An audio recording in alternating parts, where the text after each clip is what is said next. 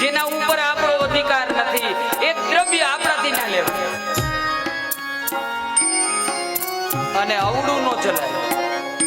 સમાજ જે બાજુ જતો હોય ને, પરિવાર જે બાજુ જતો હોય એ યોગ્ય હોય તો એ બાજુ ચલાય, પણ અવળું ના ચલાય.